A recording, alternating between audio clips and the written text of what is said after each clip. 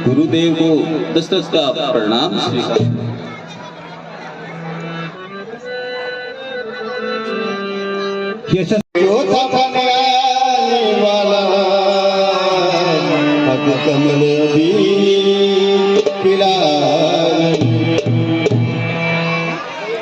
कहो राजन, मंत्रियों सहित कैसे आना हुआ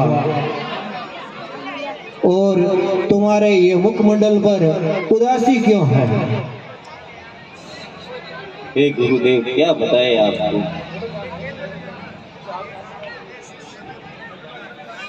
मुझे आपके आशीर्वाद से कोई दुख तो नहीं है, बस एक चिंता है दयाल। मैंने तीन विवाह किए थे, लेकिन उसका फल अभी तक मुझको नहीं मिला।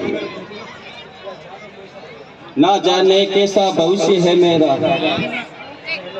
प्रभु घोर अंधेरा है। मैं निर्बल होता जाता हूँ, प्रबल दुख ने मुझको घेरा है।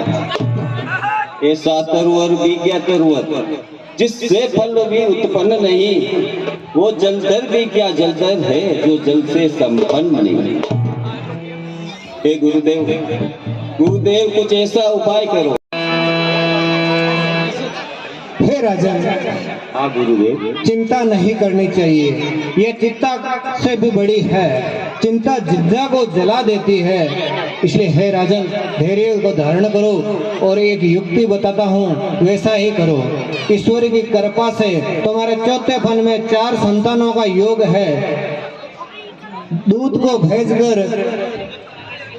श्रृंग ऋषि को बुलाइए और पुत्रष्टि यज्ञ करवाइए, आपकी मनोकामना पूर्ण होगी। जो आज्ञा गुरुदेव।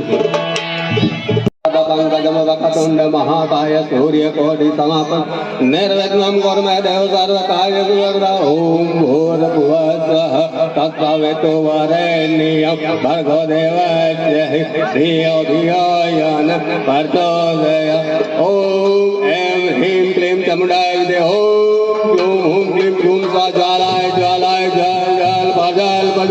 ऐं ह्रीं क्लीं चामुण्डाय विद्महे। ओम ह्लूं हूं क्लूं क्लूं स्वाहा।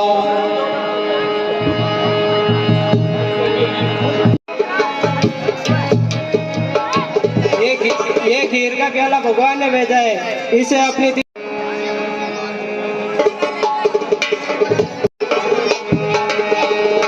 जो आ गया। अपने देव प्रगट भय एक पात्र खीर का लेकर, पूर्ण होगी इच्छा तेरी,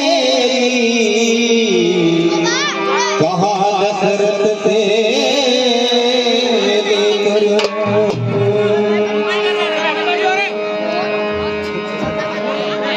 कौशल्य, इस खीर के प्याले को 3 भागों में बांटकर आपस में ग्रहण करना को धारण करो। तुम अपने पूर्व जन्म का ध्यान करो।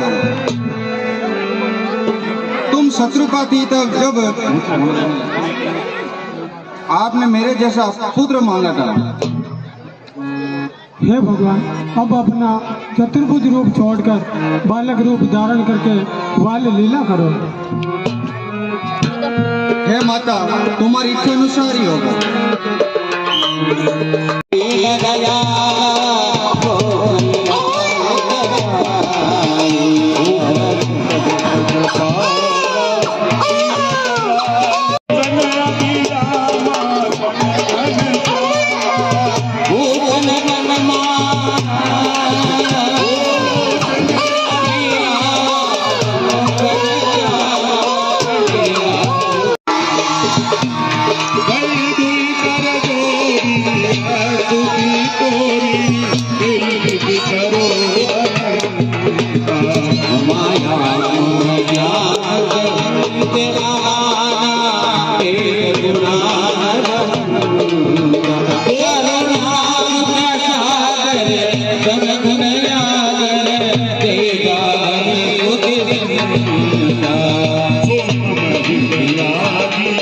Yeah.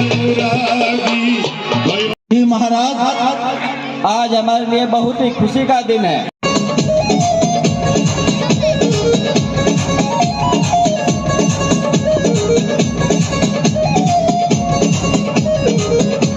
पुत्र हुए, हमको भी कुछ इनाम दीजिए। आज तो जो चाहे वो ले सकते हो। महाराज की जय हो। और माना गांव। हे गुरुदेव, आपकी कृपा से मेरे सारे मनोरथ पूर्ण हुए।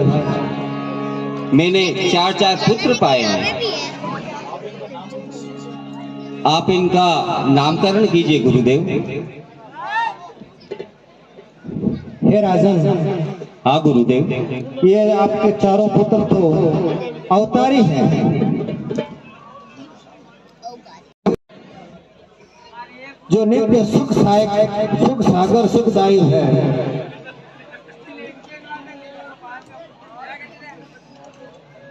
कौशल्या के नंद का नाम श्री राम रखता हूँ।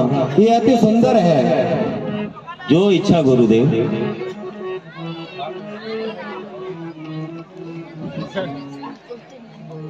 हे राजन, हाँ गुरुदेव।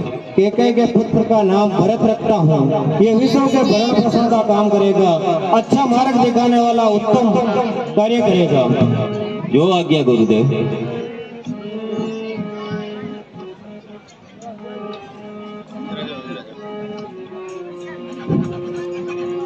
हे राजन, सुमित्रा के दोनों पुत्रों का नाम शुभ लक्ष्मण है। इसका लक्ष्मण और इसका शत्रुघ्न है। जो आज्ञा गुरुदेव। लगातार अकाल पड़ रहा है, जनता में अशांति छा गई है। मुझे एक कष्ट सहन नहीं होता। मुझे एक ऐसा कोई उपाय बताइए जिससे वर्षा हो जाए, आम जनता खुशी हो। हे राजन, चिंता की कोई बात नहीं है। प्रजा के हित के लिए आप और महारानी खेत में जाकर हल चलाइए, जिससे वरुण देव प्रसन्न होकर बरसात करेंगे। हे गुरुदेव, आपके आज्ञा अनुसार शीघ्र ही कार्य करता हूँ। अरे ये हल रुक कैसे गया? ये आवाज कैसी है?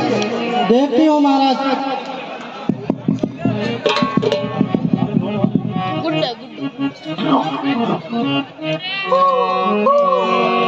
महाराज देखिए, मिट्टी के पात्रों में यह कन्या है। आश्चर्य, महान आश्चर्य। महारानी, तेरे कोई संतान नहीं थी। परमात्मा ने तुम्हारी कामना पूर्ण की। मैं इसको अपनी पुत्री बनाकर पालूंगा। चलो रात होम की ओर चले। कर्तव्य है, तब उसका विवाह कर देना चाहिए। तो विचार उत्तम है, मैं इसमें सहमत हूँ। लेकिन राजकुमारी कहाँ है? महाराज, राजकुमारी अपनी दिनचर्या में लगी हुई है। चलो उसी के पास चलते हैं।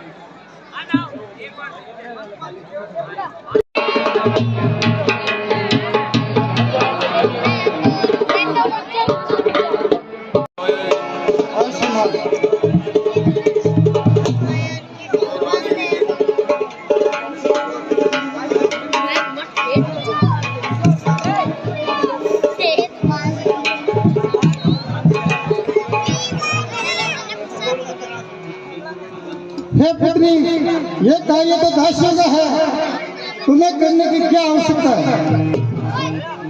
और ये धनुष अपना स्थान छोड़कर यहाँ कैसे पड़ा? पिताजी, ये शंकर भगवान का धनुष है।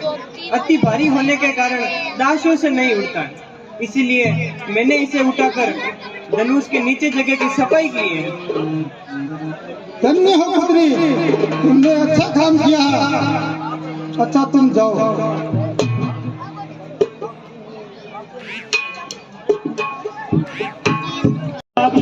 दुष्टों, चांडालों, तुम क्यों साधुओं को सता रहे हो?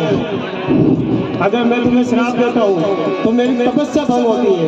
अगर क्रोध करता हूँ तो आत्मबल क्षीण होता है। अरे अपनी बकवास बंद करो, हमारे सरकार का हुक्म है, जो भी दिखे यहाँ से बंद करो।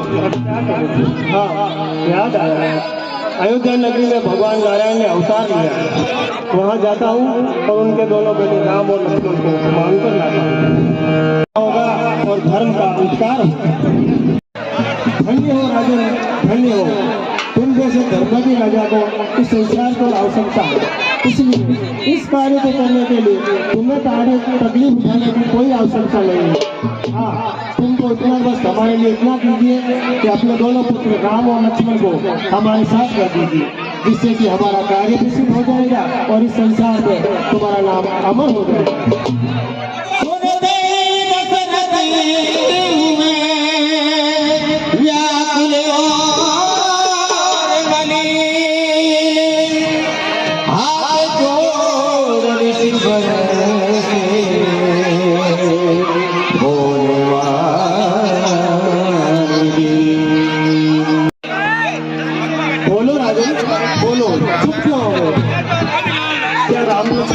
संतोष है क्या? रघुकुल ने अपना कर्तव्य निभाना छोड़ दिया है? बोलो राजन, बोलते क्यों नहीं?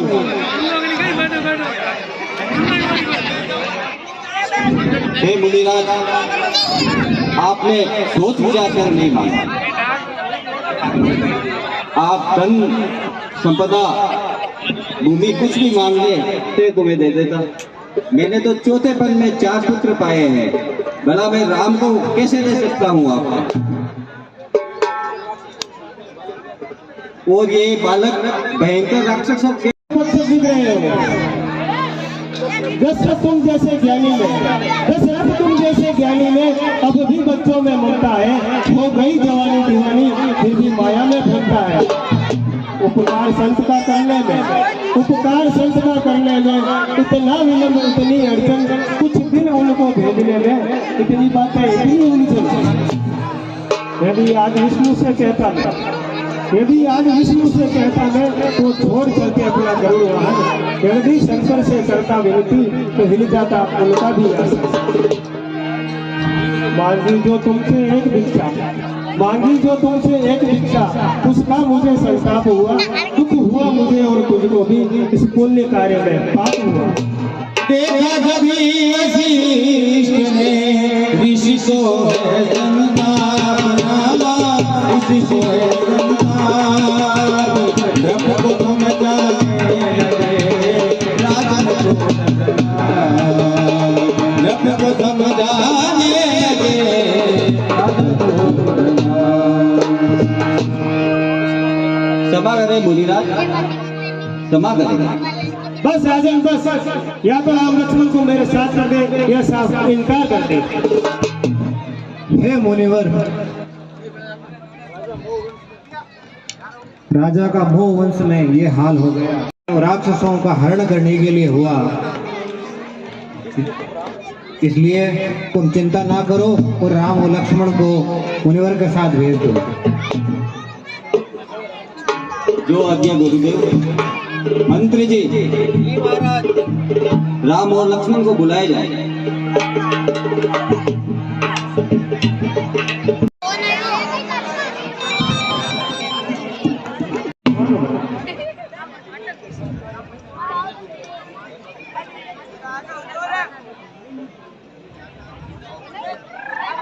आयुष्मान भव, आयुष्मान भव। तुम्हें गुरुदेव विश्वामित्र जी के साथ जाना है और उनकी सेवा में तत्पर रहना है। अवश्य गुरुदेव पिताश्री, आपकी आज्ञा का अक्षरशः पालन होगा और हम गुरुदेव की रक्षा और सुरक्षा में कोई कमी नहीं आने देंगे।